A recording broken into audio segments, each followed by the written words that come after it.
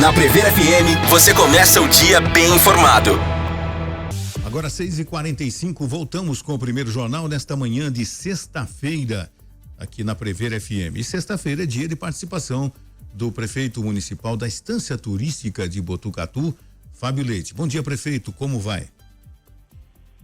Bom dia, Márcio, bom dia, André, bom dia, Ellen, bom dia, amigos ouvintes da Prever FM, munícipes de Botucatu, um prazerzão estar aqui com vocês nessa manhã novamente.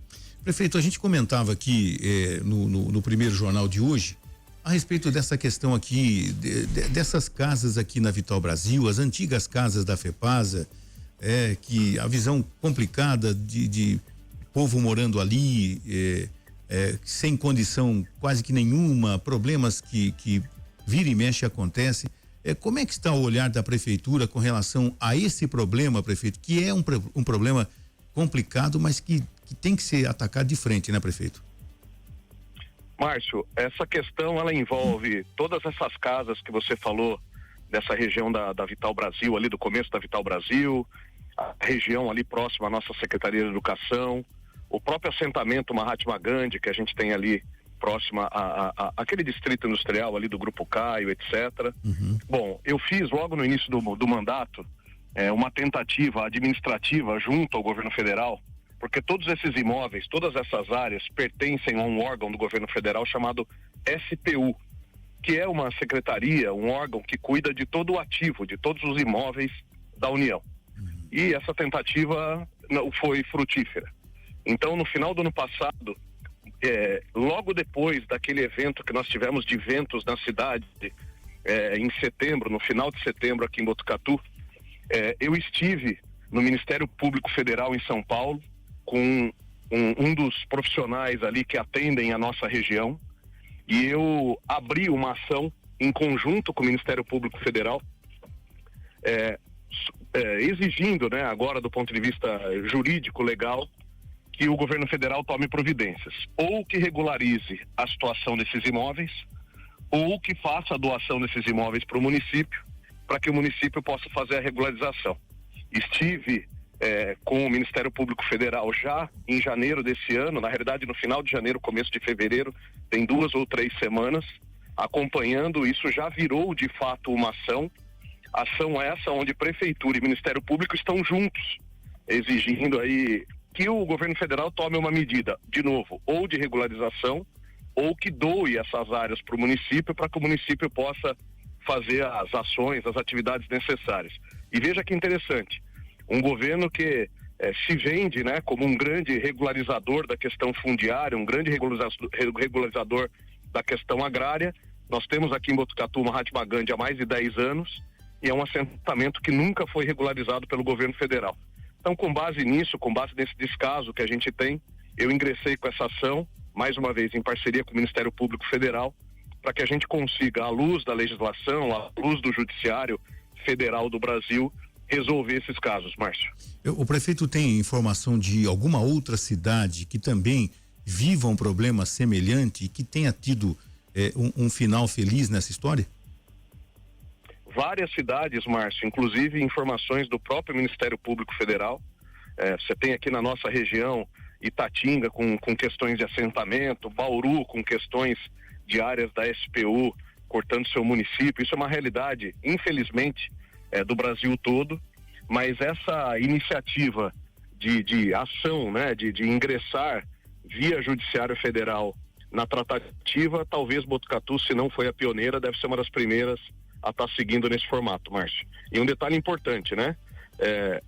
Por serem áreas da União, o município fica muito restrito nas ações que podem fazer. Então, basicamente, hoje, o que a gente consegue fazer, também por força de lei, é fazer os acompanhamentos via assistência social dessas famílias, todas essas famílias, lógico, que são acompanhadas pelos nossos CRAS, e também quando a gente envolve questões de segurança, nessa região da Vital, há mais ou menos 2 meses a gente fez uma grande operação policial, aí a gente tem essa permissão de entrada, mas qualquer questão que envolva o patrimônio, demolição, construção, reconstrução, reforma, o município é proibido de fazer porque esses ativos, esses imóveis, não pertencem à cidade, mas pertencem ao governo federal.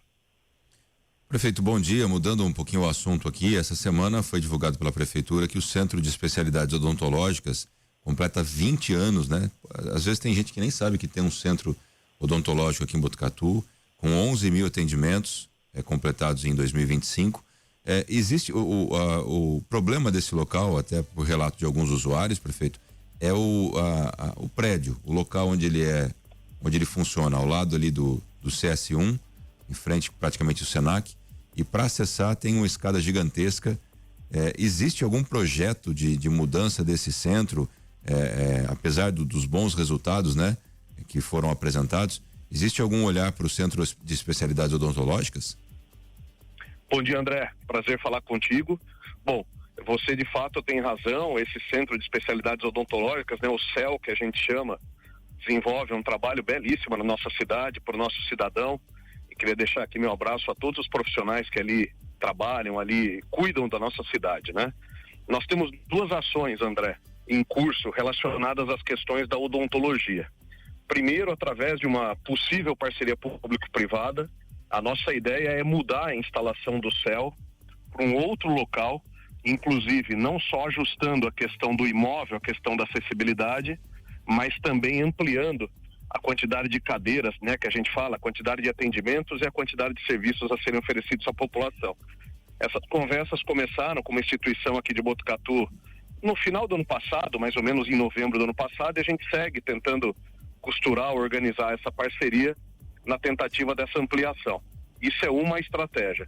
A outra estratégia, que comentei inclusive com vocês na última segunda-feira de carnaval, que estive aí nos microfones da Prever, a gente tem a estratégia de abrir novas 3 unidades de urgência e emergência em Botucatu, 3 novos pronto-socorros, né, além dos que existem hoje. O primeiro deles vai ser ali nas instalações do Hospital do Bairro. E por que eu estou comentando isso na questão de odontologia? Porque nesses centros, né, nesses novos postos, pronto-socorros, a gente também terá o atendimento odontológico de urgência e emergência. Então já está previsto, inclusive ali no Hospital do Bairro, fica no canto esquerdo ali das instalações, de que a gente tenha também esse atendimento odontológico nessa nova estratégia, nesse novo atendimento de urgência e emergência na cidade. Então a nossa ideia é tratar essa questão da odontologia com essas 2 frentes, André, com esses 2 projetos. Bacana. Posso Claro, trazer mais um tema aqui? Me lembro, prefeito, que o programa Acontece no Ar começou em 2019 e sempre a questão é trânsito, né? Que a gente recebe, até porque é o horário que as pessoas estão voltando para casa e enfrentam os problemas e relatam isso ao vivo pra gente. E me lembro também de ter dito algumas vezes que fizemos uma provocação ali, né? No bom sentido, mas que o Júnior ainda falava, eu não sei se eu vou ver quem tem a coragem de impedir estacionamento nas avenidas de Botucatu. Porque essa é uma tendência de grandes cidades. Se a gente for pegar, o Botucatu está crescendo, vamos se espelhar em grandes centros. Um dos fatos é que avenidas, geralmente, de grande fluxo, não tem estacionamento de carros. Não tem. Certo? E então a gente cobra quando tem que cobrar, mas aqui eu tô dizendo que veio alguém para fazer isso, né? Eu até falava, quero ver quem vai ter coragem de tirar estacionamento de avenida. E tá aqui na notícia do Acontece Botucatu, que a prefeitura inicia testes de proibição de estacionamento em trechos da Vital Brasil e da Costa Leite. Eu fui surpreendido com essa notícia. Então, prefeito, qual é o objetivo? Realmente o prefeito Fábio Leite é aquele que vai resolver essa questão das avenidas aqui em Botucatu? André, eu também, aproveitando a deixa, né, da última segunda-feira, da entrevista que tive aí, foi muito bacana ter estado com vocês pessoalmente. Eu comentei, e eu não me lembro qual que era o objeto que a gente estava discutindo, repercutindo, mas eu comentei que nessa gestão do prefeito Fábio Leite, de toda a equipe que compõe até o nosso último dia de governo, a gente não vai fugir dos grandes enfrentamentos que são importantes para a cidade. E trago alguns exemplos. Então, a obra da Floriano Peixoto, obra iniciada na gestão do prefeito Pardini, mas toda a parte da revitalização da Floriano Peixoto, a gente tinha como necessária essa obra no nosso município, e é uma obra que a gente não fugiu, encarou e ela está feita. As questões de segurança envolvendo o tráfico de drogas, especialmente na região leste, CDHU e Cachoeirinha, a gente sabia que era um tema que tinha que ser tratado. Organizamos uma grande operação policial com as 3 forças de segurança do município e a situação foi tratada e a gente não fugiu desse enfrentamento. E a mesma coisa vale para qualquer outro tipo de assunto. Então, acabamos de falar da questão de saúde, temos uma questão de urgência e emergência no município que tem que seguir sendo olhada, sendo tratada, e a gente vai abrir 3 novas unidades. E a mesma coisa vale para o trânsito, André. Vocês se recordam que eu comentei e me lembro de ter falado isso na Prever FM, 2 grandes iniciativas de trânsito, uma delas a contratação da NTP. Alô, me ouvem? Sim. Perdão. A contratação da NTP para as questões do transporte público, projeto que já está rodando agora, na virada de março para abril, se Deus quiser, a gente já começa a colher os resultados. A mesma coisa em relação às obras prioritárias de trânsito, então comentamos aí também a questão da duplicação ali daquele trecho embaixo da Marechal Rondon, que conecta Dante Delmanto com Antônio Butignolli, apesar de ser um trecho concedido, né, concessionado, nós vamos mexer, e isso vale também para as questões de estacionamento. Recentemente eu recebi algumas análises em relação à fluidez do trânsito na Vital Brasil e na Costa Leite, que são os objetos que você me perguntou. Então a gente começa muito em breve, se eu não estou enganando, na próxima segunda-feira, eu posso estar fazendo confusão com a data, mas se eu não me engano, na próxima segunda-feira, um período de teste de 15 dias nessas 2 vias. Na Vital Brasil, esse teste, ele contempla o trecho da Vital Brasil que a gente fala, que é sentido rodoviária. O trecho que sai ali da LTM, me perdoe, não sei se posso falar o nome do estabelecimento, mas o trecho que sai ali da Vital Brasil, da LTM, e desce sentido rodoviária. Então esse é um trecho onde a gente vai fazer por 15 dias esse teste, proibindo o estacionamento na Vital. E o que a gente já fez, né? Nos antecipando, nós fizemos a contagem dessas vagas, e as ruas, as travessas, né? As ruas que cruzam a Vital Brasil, tem nos seus primeiros quarteirões, nas esquinas, vagas suficientes para essa reposição. Então o que a gente quer com esse teste na Vital Brasil é justamente verificar se a gente não causa um grande transtorno de estacionamento, e pela contagem de vagas não devemos causar, mas o grande objetivo é a fluidez desse eixo de ligação importante, especialmente de quem vai sentido centro, Vila dos Lavradores, porque usa a Vital Brasil, quer seja para ir para a região ali do Elevado Bento Natel, quer seja que é para a região ali da Floriano Peixoto. Então esse é um primeiro teste. E o segundo teste vai acontecer na Costa Leite. A Costa Leite é uma rua que a gente fala que sobe, né, sentido cemitério. Esse primeiro teste vai acontecer ali na região onde a gente tem o maior adensamento das escolas. Então a gente tem o Santa Marcelina, o IECA, o Cardoso de Almeida, o Ângulo e o La Salle. Tinha também o ADV na esquina, que agora mudou, mas essa é a região, vamos dizer, mais adensada do ponto de vista de escolas. E a gente vai fazer um teste nesses quarteirões do lado esquerdo da Costa Leite. Então não é que a via toda vai ser proibido o estacionamento, é do lado esquerdo, para que a gente tenha uma faixa de rolagem independente da carga e descarga dos alunos, que é feita pelas vans e pelos pais. Então esses 2 testes começam, André, na próxima segunda-feira, se eu não estiver enganado, é por um período de 15 dias, para que a gente possa acompanhar os resultados, como a gente fez aquele teste ali próximo à van, como a gente fez o teste do parquímetro, e em dando certo, a gente estabelece isso como uma definição de trânsito. Eu fico imaginando, prefeito, eu acho que um dos principais problemas de qualquer prefeito de Botucatu é com relação ao trânsito. Desde que eu me conheço por gente, eu estava aqui lembrando, quando o prefeito falava, quando eu era jovenzinho, tirei minha primeira carteira nacional de habilitação, eu tive um carro, meu irmão tinha um carro, meu outro irmão tinha um carro, meu pai tinha um carro, tinha o carro da firma, né? Enfim, 5 carros numa mesma casa. A quantidade de carros por habitante aqui em Botucatu sempre foi alta. Então, Botucatu tem esse problema, né? Algum dia a gente pode vislumbrar, de repente, um VLT, uma melhora no transporte coletivo, linhas padronizadas, enfim, um futuro para os nossos netos de uma cidade como Botucatu, próximo a Curitiba, na questão de trânsito, prefeito? Márcio, você tem, na abertura, na sua pergunta aí, você já descreveu parte das estratégias que tem que ser adotadas, né? Botucatu é uma cidade de 171 anos, uma cidade com vias, falando de uma forma média, né? Uhum. Com vias estreitas, né? Vias antigas, onde os 2 últimos investimentos grandes, né? De grande porte em transporte foi o elevado Bento Natel há décadas, e agora, recentemente, nos últimos 6, 7 anos, a conexão entre a Zona Leste e a Zona Norte, ali, o viaduto do José de Lara Carvalho. Fora isso, a cidade não experimentou grandes investimentos viários, porque os investimentos viários, Márcio, é a mesma questão que eu coloquei na segunda-feira e coloquei agora para o André, sobre os enfrentamentos da prefeitura, né? Obras viárias são obras que normalmente os políticos não gostam, né? Porque são obras de longo prazo, são obras caríssimas, são obras pesadas, mas a gente também não vai fugir desse enfrentamento. Então, a primeira resposta, a primeira parte da resposta em relação ao trânsito, são realmente investimentos viários. O que a gente tem projetado nesse momento? Como eu disse, a duplicação ali, a conexão da Dante com Antônio Butignoli, a ligação do Cambuí ali com com o Bem-TV, a ligação do Distrito 4 com o Bem-TV, o acesso ao AME pelo Plaza Martim, aproveitando, né, o ensejo das obras do PAC, algumas revitalizações de via, como por exemplo a Tenente João Francisco, a Major Mateus, tudo isso a gente tem já cronogramado e acontecendo ao longo desse ano de 2026, 2027.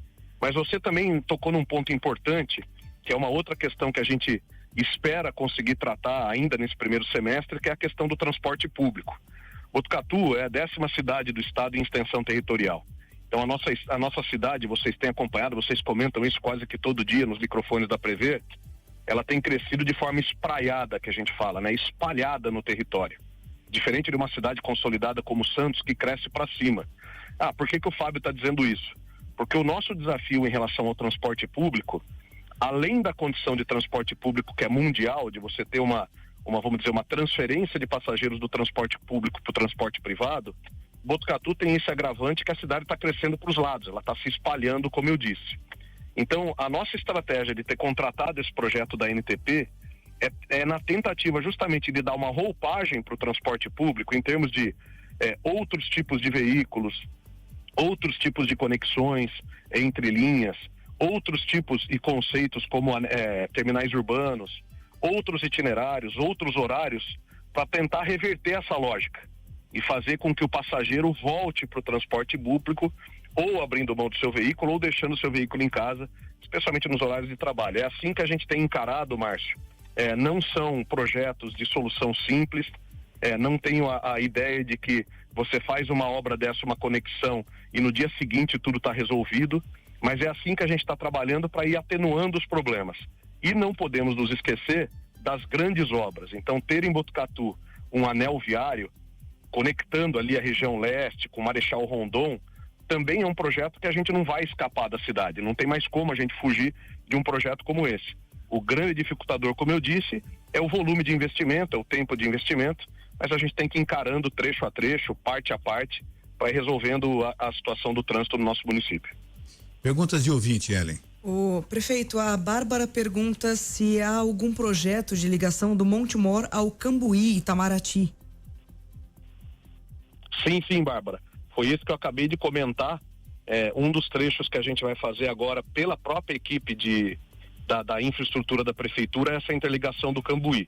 E eu já negociei, deve ter mais ou menos umas 2 semanas, não me recordo se eu falei isso na segunda-feira na Prever, a primeira contrapartida de um dos empreendimentos aqui em Botucatu vai ser naquela ponte que liga o Distrito 4 ao Bem-TV, uma obra de mais ou menos 1.200.000. Estamos na fase final de formalização, muito provavelmente a gente, através de uma contrapartida, consiga também viabilizar essa conexão. E um detalhe importante, logo eu devo mandar alguns projetos para a Câmara de leilão de imóveis, e um dos objetivos dos leilões de imóveis, um deles foi a cobertura das quadras de escolas, né? Esse leilão deve acontecer agora no dia 26. Tem um outro grupo de imóveis cuja ideia é a gente também fazer investimentos na saúde, mas parte desse investimento é fazer aquelas conexões ali da Rangel Pestana. Então você tem locais ainda sobre o Rio Lava-Pés, que não tem ponte, e a nossa ideia também é mexer com isso. Então essas conexões fazem parte sim da nossa programação, e à medida que a gente for conseguindo obter recursos, a gente vai fazendo esses investimentos. Bom, nós temos aqui uma reclamação de um ouvinte, ele já fez por diversas vezes, eu me lembro disso aqui no primeiro jornal, com relação à travessia no cruzamento da Doutor Guimarães com a Rodrigues César. Ele está pedindo já há algum tempo, prefeito, pintura de faixa de travessia de pedestre, talvez uma lombada, enfim, porque ele fala travessia de estudantes, de moradores, enfim. É o Gabriel que faz essa reivindicação e, segundo ele aqui, ele fez a primeira solicitação em agosto do ano passado, prefeito. Márcio, confesso que não tenho aqui em mente essa solicitação, mas não tem problema, desligando com vocês aqui, eu já ligo para o Rodrigo Fumes. O Rodrigo provavelmente deve estar ouvindo o programa. E já peço para a gente fazer a mobilização dessa pintura de solo. O que eu não consigo afirmar nesse momento é a colocação de, eventualmente, lombadas, que a gente tem uma demanda de quase 1.000 itens a serem instalados no município, mas não em todas as regiões é possível, tecnicamente, fazer a instalação desse dispositivo. Mas em relação à pintura de solo, sinalização, pode ficar tranquilo que eu desligando com vocês, eu já falo com ele. Prefeito, muito obrigado mais uma vez pela sua participação, uma boa sexta-feira, um bom final de semana e até a semana que vem, prefeito. Eu que agradeço, Márcio. Um abraço a você, André, Ellen, principalmente ao nosso ouvinte da Prever FM, que todos tenham aí uma ótima sexta-feira e um abençoado final de semana. Você ouviu Primeiro Jornal Prever FM.